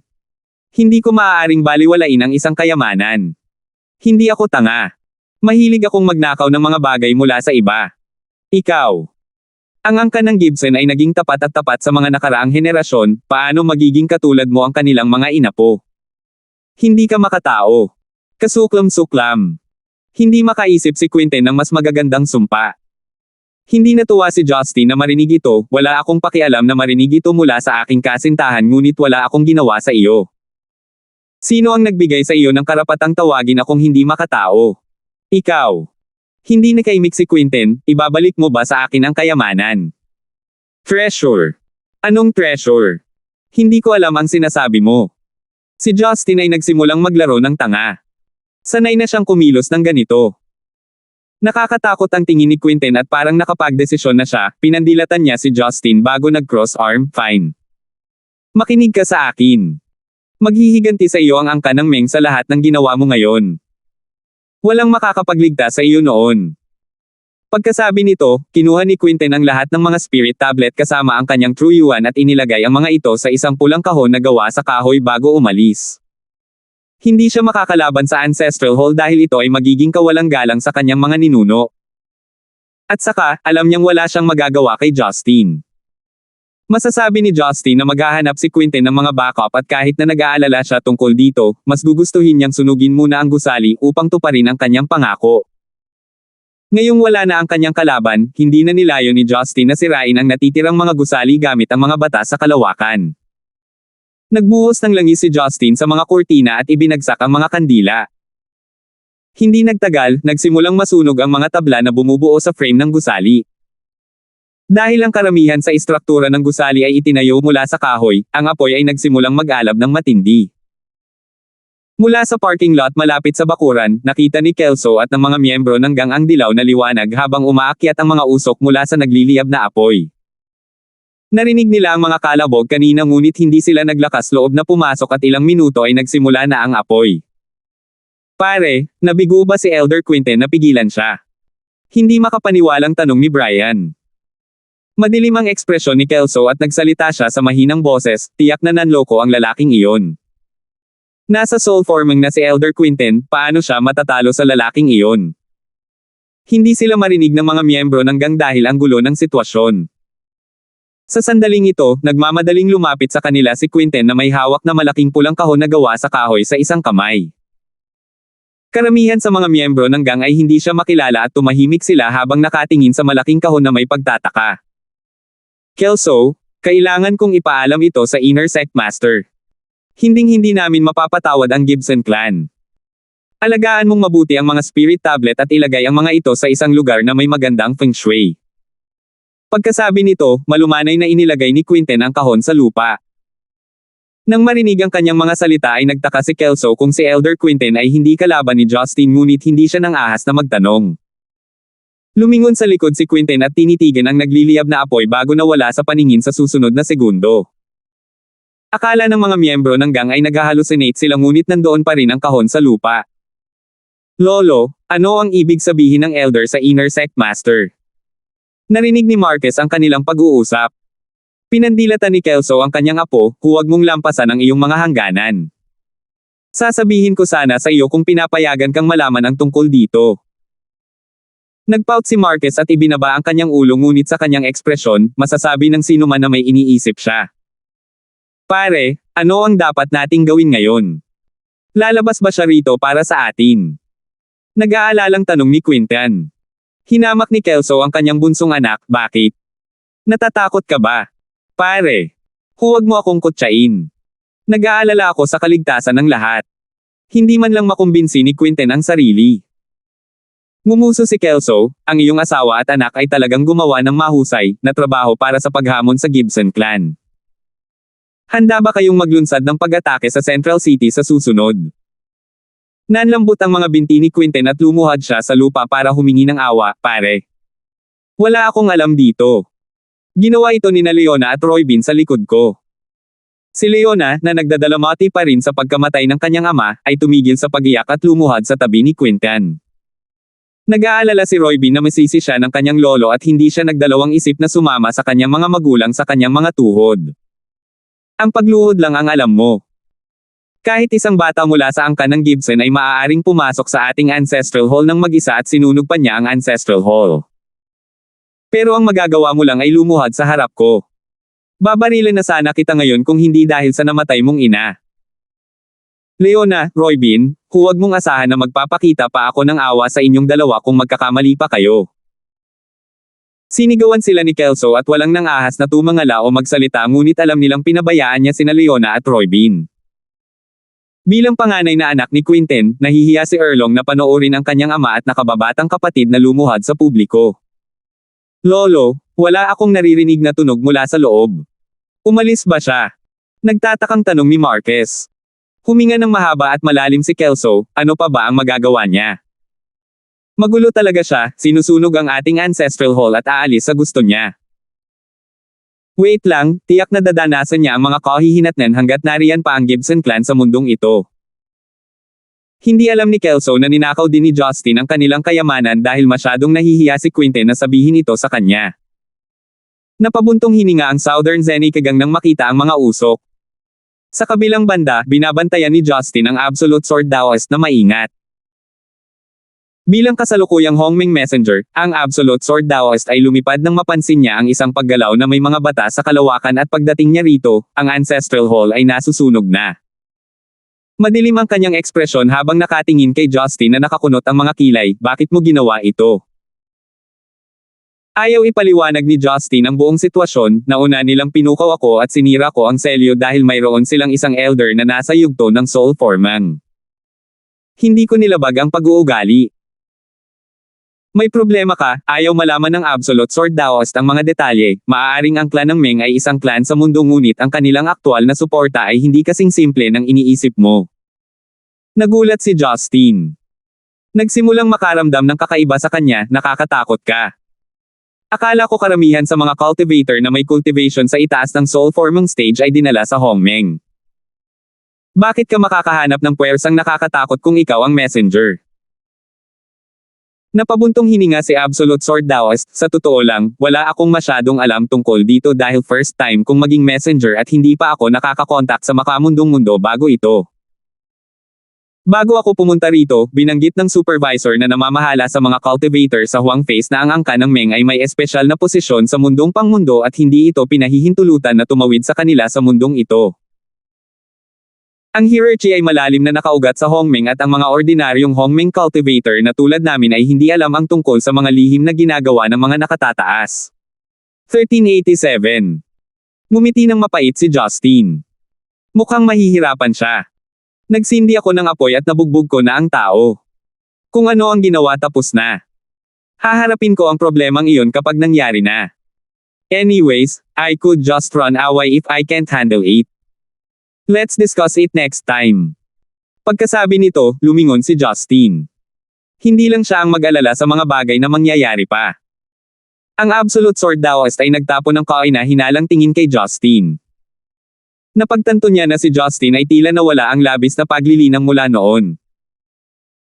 Sa pag-iisip na iyon, ang Absolute Sword Daoist ay naglabas ng isang maliit na hibla ng banal na kahulugan kay Justin, ngunit nang mahawakan siya nito, isang mabangis na true yuan ang lumabas mula sa dantian ni Justin na halos bumalot sa kanyang banal na kaluluwa. Absolute Sword Daoist na binawi ang kanyang divine sense ng galit na galit habang siya ay pawis na pawis, ikaw. Sinadya mo bang itago ang iyong cultivation para i-frame ako?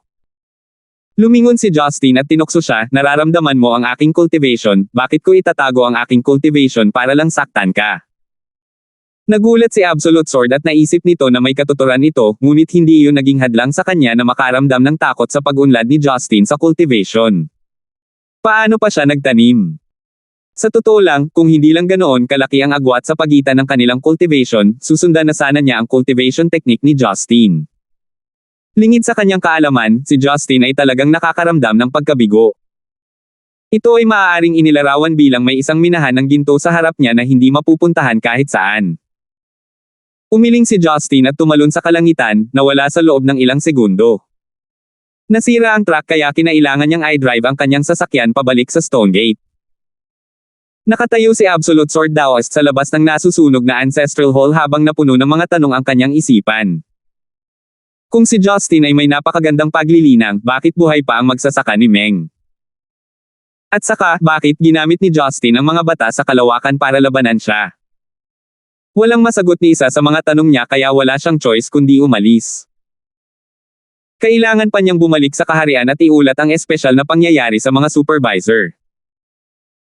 Noong madaling araw, isang babae ang nakitang nakaupo sa tabi ng office desk sa presidential suite ng Hilton Hotel na matatagpuan sa Jiangnan Province.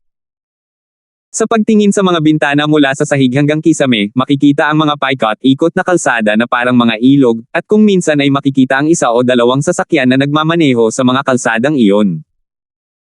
Ang babae ay nakasuot ng beige na Chanel coat na hanggang baywang ang buhok. Nakapatong ang kamay niya sa pisngi niya habang nakatingin sa dokumento sa kanyang laptop na may bahagyang pag-aalala. Alas 1 na, ngunit hindi siya nagpakita ng mga senyales ng pagpapahinga, sinisilip ang dokumentong puno ng mga salita at datos. Isang batang babae ang pumasok sa silid na may dalang isang tasa ng mainit na kape at marahan itong inilagay sa mesa. Chairman, gabi na talaga. Hindi ka ba magpapahinga kahit kailan? Nag-aalala si Hana. Pinaplano niyang ipagdiwang ang Zen Ike New Year sa bahay ngunit biglang bumalik si Marian at gusto niyang magsagawa ng ilang inspection sa ibang mga probinsya. Bilang bagong hinirang na pinuno ng public relations, kinailangan siyang sundan ni Hana.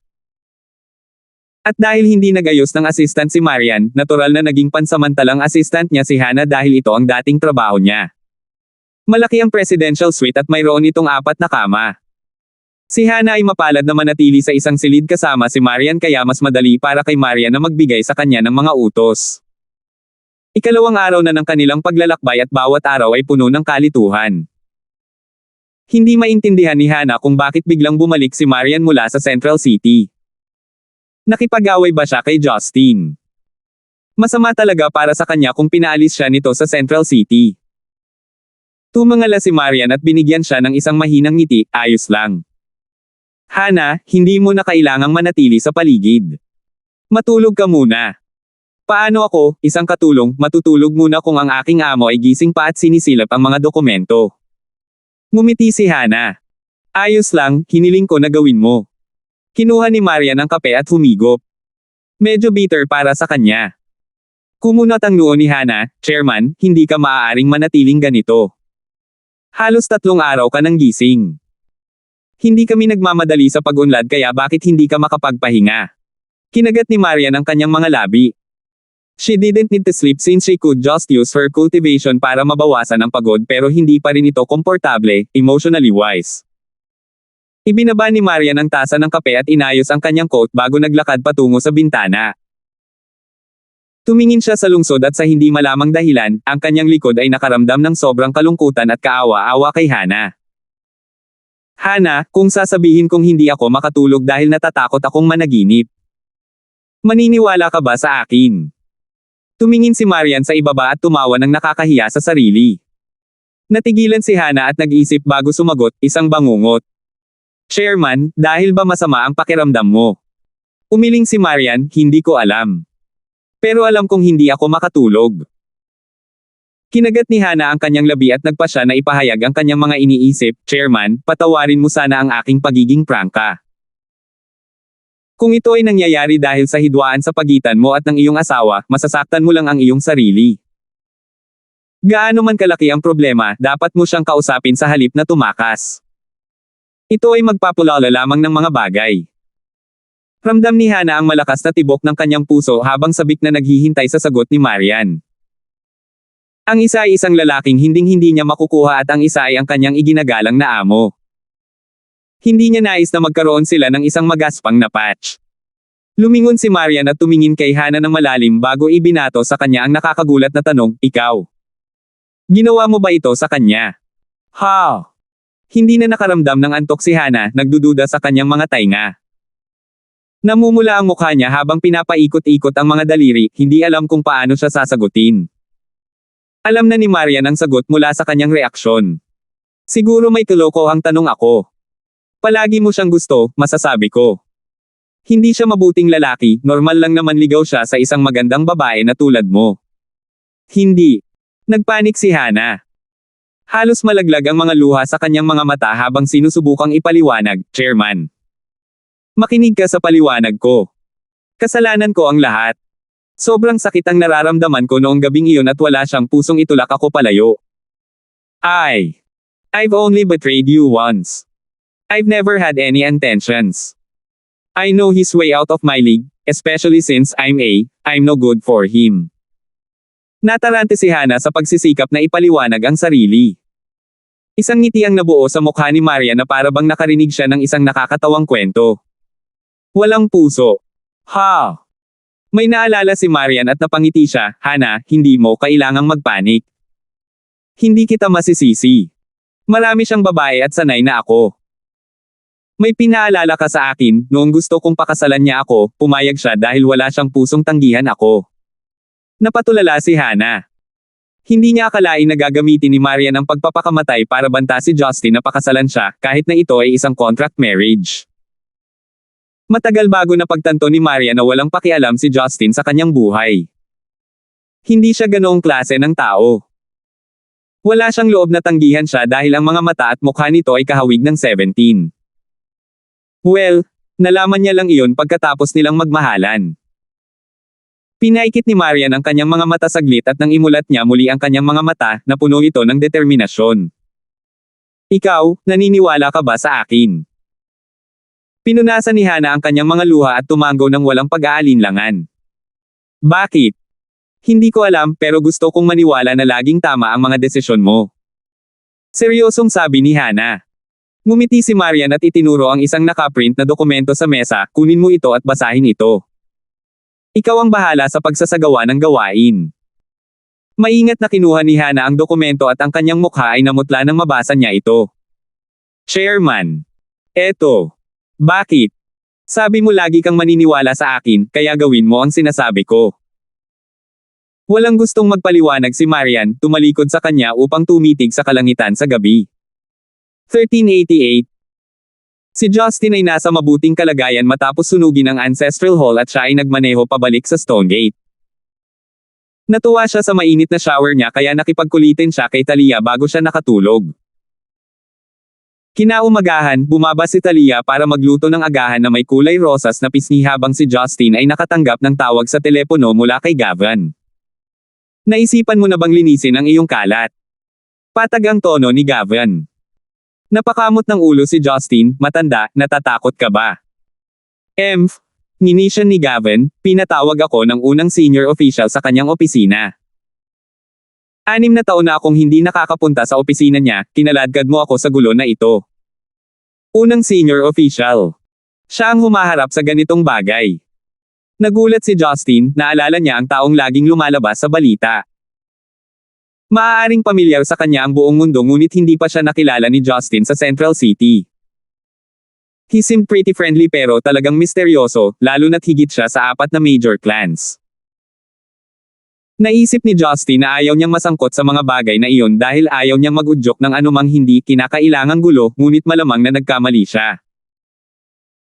Kung gagawa siya ng inisyatiba na tanungin ako tungkol dito, ito ay dapat na isang mahirap na usapin na kinasasangkutan ng core ng bansa. Sinira mo ang ancestral hall ng mga Meng clan at duda ako na magtatapos ito ng mapayapa. Ang angka ng Meng ay hindi isang bola na maaari mong ipagtabuyan.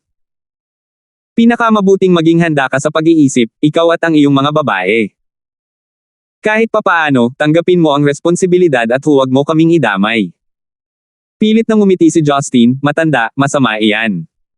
Ako ang tagapagmana mo, paano mo ako iiwan upang ayusin ito ng mag-isa? How dare you ask that thing? Tinanong mo ba ako bago mo sinunog ang ancestral hall? Galit na galit si Gavin ngunit pinahina niya ito. Nakaramdam si Justin ng pagkahilo. Nauna na siyang kumilos pero sila pa ang sumobra. Dahil doon, sumagot siya kay Gavin, fine, sabihin mo lang sa publiko na wala itong kinalaman sa Gibson clan. It's a personal beef between me and the Meng clan. So what if they have a profound background, I could just run away kung hindi ako manalo. Humalaklak si Gavin, sinabi ko na sa first senior official na wala akong alam tungkol dito. Ikaw lang ang gumawa nito. Hindi ako tatayo at titingin kung ang angka ng Meng ay maglalakas loob na guluhin tayo dahil dito. Ikaw naman. Huwag mo nang isipin ang pagpatay sa iba. Minsan, hindi mahalaga kung sino ang tama o mali. Kailangan mong tingnan ang aktwal na problema. Kumunat ang noo ni Justin, anong ibig mong sabihin? Binaba ni Gavin ang telepono nang hindi nagpapaliwanag. Nagmura si Justin at itinapon ang telepono. Palaging ginagawa ito ni Gavin, hindi tinatapos ang kanyang kwento at pinipilit siyang isipin ito mismo. Matapos mag-refresh at magbihis si Justin, naalala niya ang kayamanan na ninakaw niya sa ancestral hall. Inilabas niya ang pulang kahon mula sa kanyang space ring at binuksan ito ngunit ang bagay sa loob ay nagduda sa kanyang mga mata. Isa itong itim na bagay na halos kasing laki ng maliit na bato. Ano ito? Iniisip ni Justin kung ito ay isang artifact. Baka hindi niya maramdaman dahil selyado na ang kanyang cultivation. Ngunit gayunpaman, hindi maisip para sa isang artifact na magmukhang ganito na nagpaisip kay Justin na ito ay isang uri ng tanda ng pag-alala. Ayaw na niyang isipin iyon kaya ibinalik na lang niya muli sa space ring. Nang makababa na siya, pinupuno na ni Leia ang kanyang mukha ng almusal habang sinubukan siyang pakainin ni Mina ng gatas. Hindi ka panipaniwala na kaya niyang ipasok ang napakaraming pagkain sa napakaliit na leeg. Bahagyang nagulat si Justin na narito sina Joyce at Jincel para mag-almusal. Bakit kayo nandito ng madaling araw? Kinurot ni Justin ang kanilang mga pisngi. Napakunot ang noo ni Joyce, nangako ako kay Leia na dadalhin ko siya sa amusement park. Kailangan kong tuparin ang pangako ko. Ilang araw na lang magsisimula na ang kinder at wala na tayong oras. Tumingin si Justin kay Leia at tumanggo siya ng mariin. Hobby, samahan mo kami, the more the merrier. Iminungkahi ni Jincel. Tinapik ni Justin ang kanyang dibdib, syempre pupunta ako. Pupunta ang mga magkasintahan ko sa amusement park. Napakaganda ninyong lahat, paano kung may mga masasamang tao na mapansin kayo? Huwag kang mag-alala tungkol sa bata, matutuwa kami kung ang mga lalaki ay hindi natatakot kay Leia. Lumapit si Talia na may dalang plato ng pagkain. Talia, hindi mo naiintindihan. May gene si Leia at siguradong magiging maganda siyang babae paglaki niya. Siguradong susubukan ng mga walang hiyang tao na makuha siya sa lalong madaling panahon. Napaikot ang mata ng iba sa kanya. Makapal talaga ang balat niya. Nakakalungkot kung si Leia ay lamaking katulad niya. Pagkatapos ng almusal, inayos ni Joyce ang tsuper na magmaneho ng komportableng Mercedes-Benz GL 550 at dumating sila sa isang bagong gawang amusement park. Ang amusement park ay may katulad na disenyo sa Disneyland at kahit na noong bakasyon, ang lugar na ito ay puno ng mga bata. Ang pinanibik ni Leia sa mga roller coaster at pirata na barko ay nagbigay sa kanya ng kagalakan at tagumpay. Hindi niya alam kung gaano kasiya ang mapasaya ang kanyang anak. Si Joyce ang unang nagsisi na pumunta rito nang ipilit ni Leia na sumama sa kanya sa roller coaster. Bagamat siya ay naging isang stewardess, hindi ito ang parehong bagay. Pinilit siya ni Leia na sumakay ng 2 beses at halos umiyak si Joyce. Nang halos tanghali na, sa wakas ay pinatahimik na nila si Leia para makapag-lunch at makapagpahinga. Pumunta sila sa isang marangyang western restaurant at nag-order ng isang grupo ng mga pagkain. Muli, sinimulan ni Leia ang pagkain ng masayang kainin. Hindi nila mapapalaki ang isang babaeng katulad niya kung hindi sila mayaman. Sa kalagitnaan ng kanyang pagkain, tumigil si Leia sa pagkain at tumitig sa labas na may pananibik na ekspresyon. Tumingin si Justin at napagtanto na may snack stall sa labas. Si Leia ay naghahangad ng merienda ngayon. Napansin ito ni Jincel at nakangiti siyang tumayo, "Kumain na kayo, lalabas ako at bibili para kay Leia." Masayang iwinagayway ni Leia ang kanyang mga kagamitan habang dinidilaan ang kanyang mga labi. Dinala ni Jincel ang kanyang pitaka at pumunta sa stall. Umorder siya ng 10 corn on the cob at 10 sausage. Hindi ito masyadong naramdaman sa kanya dahil tiyak na matatapos ito ni Leia. Nang si Jincel ay magbabayad na sa nagbebenta, isang batang babae ang tumakbo at nagsalita sa isang matamis na boses, "Boss, gusto ko ng 2 corn on the cob." Ang boses na ito ay nagpanginig sa mga kamay ni Jincel at ibinagsak niya ang kanyang pitaka sa lupa. Bumaling siya sa gilid para kunin ang kanyang pitaka at nagpas siyang umalis pagkatapos kunin ang plastic bag. Gayunpaman, napansin siya ng dalaga. Maghintay. Mabilis siyang pumunta sa harapan niya at baka sa mukha niya ang pagkagulat. "Hoy! Ikaw talaga. Hipag." Lumingon si Jincel at nanatili siyang nakayuko. "Miss, maling tao siguro ang nakuha mo." Umiling ang dalaga, "Sis, bakit ka nagpapanggap na hindi mo ako kilala?" "Ako si Mila, Mila. Nagkita tayo noong engaged ka sa kapatid ko." "Hindi. Hindi." Bumilis ang paghinga ni Jincel at inikat niya si Mila para bumalik sa restaurant. Sa totoo lang, hindi alam ni Jincel kung saan siya makakapunta. Ilang beses niyang nakabunggo si Mila sa Stonegate ngunit palagi niya itong naiwasan. Hindi niya akalain na dumating si Mila para maglaro sa amusement park dahil naiinip siyang mag-isa sa Stonegate. Nagkataon lang na magkita sila. Napapout si Mila nang tumanggi si Jincel na kilalanin siya. Alam niyang ilang beses na niya itong nakikita ngunit palagi siyang lumalayo sa kanya. Ngayong sa wakas ay nagkaharap na siya, hindi na niya ito kayang bitawan. Tumakbo si Mila sa restaurant pagkatapos ni Jincel. Si Justin, na kumakain ng steak, ay naalarma nang makita silang dalawa na tumatakbo. 1389. Biglang naalala ni Justin ang oras na nakilala niya si Mila sa apartment ni Jincel. Kakaiba rin ang pagkilos ni Jincel noon. Agad na ikinonekta ni Justin ang mga tuldok. Si Mila, hindi ba? Naalala ni Justin ang misteryosong background ni Mila at kung paano siya tumakas noong ang kanya ay pinalaki, kumbinsido si Justin na siya ay mula sa angkan ng law. Nadismaya si Justin dahil hindi ito binanggit ni Jincel sa kanya kanina. Mahihirapang takpan ng mga track kung may nangyari sa ilalim ng kanyang relo. Anong problema ni Jincel? Sino ang babaeng nasa likod niya? Naguguluhan si Joyce. Ibinaba ni Justin ang kanyang tinidor at tumayo para hilahin si Jincel sa likod niya. Namangha si Mila nang makita si Justin at agad itong ngumiti sa kanya ng nahihiyang, "Nandito ka rin." Pinagtagpo talaga tayo ng tadhana na nakakapagtagpo ng ganito. Parang nakalimutan na niya kung paano natapos ang huli nilang pagkikita.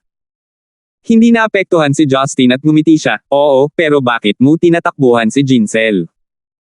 Jincel. Napakurap si Mila, "Oh, siya ang aking hipag, ang kasintahang lalaki ng aking kapatid." "Hector Lo ang pangalan ng kapatid mo." Naalala ito ni Justin. Nagulat si Mila, paano mo nalaman iyon? Oh, sinabi ba ito sa iyo ng aking hipag? Ano ang iyong relasyon sa kanya? Hindi sinagot ni Justin ang tanong at hinaila siya sa banyo sa halip. Si Jinsel ay pawis na pawis at ang kanyang mga labi ay mapatla. Hindi niya maintindihan ang mga kilos ni Justin. Natarante si Joyce nang makitang hinihila ni Justin ang isang magandang babae papunta sa banyo. Para kay Leia, ang lahat ng atensyon niya ay nasa merienda habang kumukuha siya ng mais mula kay Jinsel. Hindi makawala si Mila sa bakal na pagkakahawak ni Justin at ang paraan ng paghila nito sa kanya ay nagpabilis ng tibok ng puso niya. Namula ang kanyang mga pisngi, iniisip na may gustong gawin si Justin sa kanya sa banyo. Paulit-ulit niyang tanong sa sarili. Ano ang dapat kong gawin? Hahalikan niya ba ako? Dapat ko bang sabihin na hindi? Masyado ba tayong mabilis? O, hindi pa ako handa. Ang mga lalaking customer sa restaurant ay tumingin kay Justin ng may inggit. Paano nakapuntos ng napakaraming magagandang babae ang isang normal na mukhang lalaki na tulad niya? Sa kabilang banda, pinagmamasdan sila ng mga babaeng customer na may panaginip na mga mata. Ito ay nadama na romantiko sa kanila. Hindi masyadong inisip ni Justin ang tungkol dito. Nang makarating sila sa washroom, kinaladkad niya si Mila papunta sa kwarto ng mga lalaki at sinigawan ang dalawang tao na umalis na kayo rito. Hindi natuwa ang dalawang lalaki, nasa kalagitnaan na sila ng kanilang pag-ihi. Sino ka? Bakit tayo lalabas? Sigaw ng isa sa kanila. Walang sinabi si Justin at sinipa ang pader na naging dent. Sa sobrang takot ng dalawang lalaki ay dali-dali nilang itinaas ang kanilang pantalon at tumakbo palabas. Tumingin si Mila kay Justin na may kumikinang na mga mata sa pagkamangha sa kanyang kagwapuhan. As expected sa lalaking humalik sa puwete niya. Biglang isinara ni Justin ang pinto at itinulak siya sa pader. Ang magkabilang kamay nito ay mahigpit na nakahawak sa mga palso ni Mila at tinitigan niya ang mga mata nito. Nahihiya at nasasabik si Mila habang nakatingin ito sa kanya ng may pag-asa. Ang mabangis na ekspresyon ni Justin ay parang lalaki sa kanya. Nang makita kung paano siya patuloy na nakatitig sa kanya nang hindi nagsasalita, mahinang nagsalita si Mila, ikaw. Nakita kami ng lahat, medyo nakakahiya pero sa tingin ko ay nakakahiya din. Si Justin ay hindi nakikinig sa kanya. Ang gulo ng isip niya. Ano ang dapat niyang gawin? Kung sasabihin ni Mila sa angka ng Lo ang tungkol sa kinaroroonan ni Jinsel, tiyak na susundan siya ng mga ito kahit ang angka ng Fritz ay darating. Kahit na mayroon pa siyang cultivation, hindi pa rin siya magiging katapat ng mga elite ng angka ng Lo. Sinabi ni Jinsel na ang patriarch, si Lo Chenkyo ay isa sa mga nangungunang cultivator sa kaharian. At saka, hindi siya makapaglakas loob na gamitin ang kanyang cultivation ngayon. Kung sakaling mahuli si Jinsel, hindi niya maipagtanggol ang sarili, lalo pa itong protektahan. Paano kung malaman ng angka ng Lo ang tungkol sa relasyon nila ni Jinsel? Baka patayin lang nila siya. Kailangan ba niyang patayin ang babaeng ito? Kung tutuusin, siya ang gumagawa ng lahat ng mga haka-haka. Hindi siya maaaring maging banta sa kanya. Gusto mo bang ipikit ko muna ang mga mata ko bago mo ako mahalikan? Naisip ni Mila na nahihiya si Justin, hindi pa ako handa, bigla kang gumalaw. Pero, wala akong pakialam. Kung gusto mo talaga. Ipinikit ni Justin ang kanyang mga mata sa determinasyon. Nakapatay na siya ng daan-daang inosenteng lalaki, ang pagpatay sa isa pa ay hindi magkakaroon ng pagbabago. Walang pakialam si Justin na siya ay isang kagandahan. Maraming magagandang babae sa mundo. Ang mga lihim na ahente at mga asasin na nagtangkang pumatay sa kanya ay pinatay niya kahit pagkatapos ng sex. Ang pagkakaroon ni Mila ay nagbanta sa kanyang mga manliligaw at sa kaligtasan ng kanyang pamilya. Kailangan niyang mamatay para masiguro ang sikreto. Sa pag-iisip nito, nagdilim ang mukha ni Justin habang iginalaw niya ang kanyang kanang kamay patungo sa kanyang lalamunan. Naisip ni Mila na gusto niyang itaas ang kanyang baba kaya hindi siya tumutol. Mila, kung kaya mong ilabas ang sama ng loob kapag nasa kabilang mundo ka, hanapin mo ako. Nagdesisyon ako. Wala itong kinalaman kay Jinsel. Ha? Anong sinasabi mo? Pinunasan ni Mila ang kanyang mga pilikmata. Sa wakas ay napagtanto niya na hindi sinusubukan ni Justin na halikan siya. Hindi na nag-alinlangan pa si Justin at nanghihigpitan na sana niya ang kanyang mga daliri sa leeg nito, napatigil siya ng isang sigaw. Hindi. Bumukas ang pinto mula sa labas at pumasok si Jinsel na may luhang mga mata. Hobby, huwag mo siyang sasaktan. Kahit kailan hindi niya ako sinasaktan. Hindi pa siya nananakot sa atin. Hiniling ni Jinsel kay Joyce na samahan siya sa pintuan para makarinig sila ng mga ito. Nang marinig niyang gustong patayin ni Justin si Mila, mabilis niyang hiniling kay Joyce na buksan ang pinto. Napatulala si Mila at nang sa wakas ay tumama ito sa kanya, namuo ang luha sa kanyang mga mata at siya ay humagulgol. Ikaw. Tinangka mong patayin ako. Hindi naapektuhan si Justin at tumalikod siya para harapin si Jinsel. Jinsel, siya ay mula sa angkan ng law. Kung alam nila ang tungkol sa atin. Alam ko. Nagmamakaawa si Jinsel, alam kong delikado pero ayokong pumatay ka ng inosenteng tao dahil sa akin. Hindi mo alam ito pero nung nakipagtipan ako, hinamak nila ako. Si Mila lang ang hindi nagbigay sa akin ng malamig na balikat. Hindi siya masamang tao at hindi niya ako sasaktan. Nahirapan si Justin na gumawa ng desisyon. Masasaktan siya kung pipiliin niyang baliwalain ang kanyang damdamin at mga pagpipilian. Mabuti. Sa huli, binitawan ni Justin si Mila. Hinawakan ni Mila ang kanyang namamagang palso at umiyak siya habang nakatingin sa kanilang dalawa. Napakasama niyo. Hindi ko tatay o kapatid ko. Hindi na niya kailangang bumalik kung ayaw niya. Bakit hindi niyo na lang ako kausapin? Pinunasan ni Mila ang kanyang mga luha at pinandilatan si Justin, hindi mo ba pwedeng sabihin na lang sa akin kung ayaw mo sa akin? Masaya akong makita ka. Sa tingin mo ba nakakatuwang paglaruan ang nararamdaman ko? Naiinis ako sayo.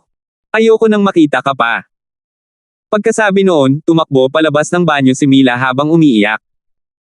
Nakahinga ng maluwag si Jinsel at tumingin kay Justin ng may pasasalamat, Hobby, salamat sa pakikinig sa akin. Tumingin si Justin sa likod ni Mila na may masalimuot na tingin. Nagkagulo ang kanyang damdamin. Sana gumawa ka ng tamang desisyon na hindi niya tayo sasaktan. Kung mas malala pa, maaari na lang akong pumunta sa ibang bansa at manatili kasama si Sister Rose. Ang angkan ng law ay hindi mangangahas na hanapin ako doon. Sabi ni Jinsel. Ngumiti si Justin, sobrang pagpapasimple mo. Kung gugustuhin nila, lalabas pa rin sila kahit na kailangan nilang makipaglaban sa mga Diyos. Masyadong mahalaga ang 9 meridian mo para isuko nila. At saka, nasa linya rin ang kanilang reputasyon. Kinagat ni Jinsel ang kanyang mga labi at pinunasan ang kanyang mga luha bago sinaman ang tingin si Justin. Hinawakan niya ang kanyang mga braso at inaliw siya, sige, nandito tayo para makipaglaro kay Leia. Huwag mo nang isipin ang mga bagay na ito. Hinihintay tayo ni Sister Talia at naghihintay si Joyce sa labas. Hindi natin maaaring bantayan tayo ng chairman ng pinto. Sinandal niya ang ulo nito sa kanya, Hobby, masaya ako. Akala ko hahayaan mo siya dahil maganda siya pero handa kang patayin si Mila para sa akin. Naaawa ako sa kanya pero masaya talaga ako. I'm so blessed. Kayong mga babae ay tatapusin ako balang araw. Sinundot ni Justin ang kanyang mga pisngi at ngumiti. 1390. Hindi makatanggi. Natakot ang mga customer sa kaguluhan ngunit natuwa ang may-ari ng restaurant dahil binigyan siya ni Joyce ng isang stack ng cash nang hindi man lang nagbilang. Dinala nila si Leia para maglaro buong araw at umalis sa amusement park kinagabihan. Naghapunan sila sa isang hotpot restaurant at umuwi na. Buong araw ay sobrang saya ni Leia kaya hindi na siya nag-abalang magtanim, nakatulog habang nasa biyahe pa uwi. Binuhat siya ni Talia at hinaplos ang kanyang mga pisngi. Napabuntong hininga, sinabi niya, hindi ko alam kung ano ang iniisip ni Marian. Kahit na hindi niya anak si Leia, paano niya matitiis na iwan ang isang cute na babae? Si Justin ay tumawag sa telepono sa bahay at tinanong si Yuna tungkol kay Marian. Hindi pa siya bumabalik at nagpapintig ito sa kanyang ulo. Ang mga salita ni Talia ay nagpulala nito. Binasa ni Talia ang kanyang ekspresyon at ngumiti siya, baka babalik siya sa Lunes. Tapos na ang holiday break sa Yellow at dapat niyang ipahayag ang tungkol sa pagtatatag ng Yellow Group. I don't want to care about these things. I just want to talk to her and get things straight. I've been thinking about it for the past 2 days, I think may tinatago siya sa akin. Tumango si Talia na may nag-aalalang ekspresyon. Pagdating nila sa Paradise Villas, bumalik sina Joyce at Jincel sa kani-kanilang mga tahanan habang iniuwi ni na Justin at Talia si Lea. Nang malapit na sila sa main door, bigla nilang napagtanto na may dalawang itim na Audi at isang pulang Maserati na nakaparada sa labas. 4 na bodyguard na nakasuot ng itim na suit ang nakatayo sa labas ng pinto. Mukhang may mga bisita tayo, sabi ni Justin. Talia, dalhin mo si Lea sa itaas para magpahinga. Haharapin ko sila. Tumango si Talia ngunit hindi niya ginamit ang pinto. Sa halip, tumalon siya sa balkonahe sa ikalawang palapag. Sa kanyang kasalukuyang paglilinang, ito ay isang piraso ng cake. Naglakad si Justin sa sala at ang mga bodyguard ay tumayo na parang hindi siya nakita. Ang tanging tao na naiwan sa bahay ay si Mina at siya ay awkward na nakatayo sa bahay. Nang pumasok si Justin, nakahinga ng maluwag si Mina at pumunta sa kanya. Mr. Gibson, sinabi ng pulis na hindi ka kailangang madaliin. Hinihintay ka nila. Nakita ni Justin ang kanyang mga bisita. Si Siubol ay nakaupo sa sopa habang nakangiti at ang isa pang tao. Isa sa mga babae mula sa angkan ng Meng. Nakasuot siya ng itim na suit na may pulang sparkly na takong. Nakatali ang buhok niya para ipakita ang confident at seductive na mukha. Nagmukhang reyna si Marquez sa mundo ng korporasyon na nagudyok ng takot sa mga ordinaryong lalaki ngunit gusto rin nilang sakupin siya. Young Master Gibson, hayaan mo akong ipakilala si Miss Marquez, ang anak ni Master Brian at ang presidente ng Hancock Industries Group. Nagkita tayong muli, Mr. Justin. Iniunat ni Marquez ang kanyang kamay kay Justin. Nagtataka si Justin sa kanyang motibo ngunit hindi siya natakot at inabot niya ang kamay niya para hawakan. Inalagaan niyang mabuti ang kanyang kamay. Kahit na hindi ito kasing lambot ng mga kamay ni Jincel, medyo makinis pa rin ito. Masasabi ni Justin sa kanyang mga hakbang at paghinga na si Marquez ay sanay sa kung fu ngunit ang kanyang mga kamay ay makinis. Ito ay nagpakita na siya ay naglagay ng maraming pagsisikap sa pagpapanatili ng kanyang kagalingan. Hindi ito maaaring isang ordinaryong babae. Nagpractice siya ng kung fu at inalagaan ang kanyang katawan. Ang kanyang kalmadong saloobin sa kanyang kaaway at ang kanyang posisyon bilang presidente ng Hancock Industries Group ang pinakamalaking negosyo na pag-aari ng Southern Zeneca Gang. Dapat may higit pa sa kanya. Habang magkahawak sila ng kamay, naramdaman ni Justin ang isang maliit na Katie sa kanyang palad. Ginamit ni Marquez ang kanyang pinky para kilitiin siya. Ilang segundo lang ang pakikipagkamay at mabilis nilang inilayo ang kamay sa isa't isa. Naguguluhan si Justin. Ano ang sinusubukan niyang gawin? Nandito ba siya para akitin siya? Umupo silang tatlo at nagsilbi si Mina ng tsaa kay Justin. Siubol, hindi mo siya dinala dito para lang kamustahin niya ako. Itinuro ni Justin ang paksa ng pag-uusap kay Vice Director Jiang. Siyempre hindi. Ang gulo ng isip ni Siubol ngunit ang kanyang mukha ay nanatiling kalmado, hindi ako magpapatalo. Nandito ako bilang espesyal na kasulatan ng Ministry ng Seguridad ng Estado. Binigyan ka ni Matandang Lee ng isang gawain. Nagtaas ng kilay si Justin. Malamig ang mga kamay ni Siubol. Matandang Lee. Tinawag niya si Moshan, ang pangalawang premier, ang ministro ng seguridad ng estado bilang Old Lee. Gaya ng inaasahan sa lalaking nagsunog ng mag-isa sa ancestral hall ng mga Meng clan. Wala siyang filter sa bibig niya. Nais ng ministro na iparating ko ang kanyang mensahe. Ang angkan ng Meng at ang angkan ng Gibson ay parehong napakahalaga sa bansa at ipinahayag ni Old Marshal Gibson na walang kinalaman ito sa angkan ng Gibson at si Mr. Gibson ang may pananagutan dito. Kailangan nating pag-usapan ang bagay na ito sa iyo. Diretso lang sa punto. Inis si Justin. Sumingit si Marquez, hayaan mo akong sabihin ito. Mr. Justin, narito ako para i-claim ang hustisya para sa aking angkan. Hustisya. Ibalik ang kayamanan, muling itayo ang bulwagan ng mga ninuno para sa atin at yumuko sa harap ng mga tapyas ng espiritu ng ating mga ninuno. Ngumiti si Marquez.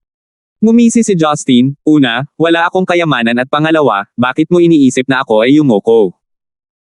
Hindi ko sana sinunog ang lugar kung ako ay ganoong uri ng tao. Young Master Gibson, Leona at Roybin ay nagdulot ng pagdurusa sa iyong kasintahan ngunit maaari mo itong alisin sa kanila o humingi ng isang bagay mula sa aming angkan. Ngunit pinili mong sunugin ang aming ancestral hall at ninakaw ang aming kayamanan. Ang aming angkan ay naninirahan sa gitnang kapatagan at kami ay tumindig na malayo sa makamundong mga gawain. Hindi mahalaga kung sino man ang makikinabang, kahit na ano pa ang mangyari sa iyo. Hindi kakayanin ang galit ng aming angkan kaya, sana pag-isipan mo ito ng mabuti. Nangako kami nakakalimutan namin ang nakaraan at mananatili kami ng magandang relasyon sa angkan ng Gibson kung papayag ka sa aming mga kondisyon. Maaari ka nang umalis kung tapos ka nang magsalita. Tumayo si Justin at itinuro ang pinto. Tumayo si Marcus at ngumiti habang lumalapit sa kanya, Mr. Gibson, mag-ho-host ako ng business party sa Warner Hotel sa Lunes ng gabi. Business partners ng Hancock Industries Group ang mga bisita ko. Magiging matapang ka bang dumalo sa party?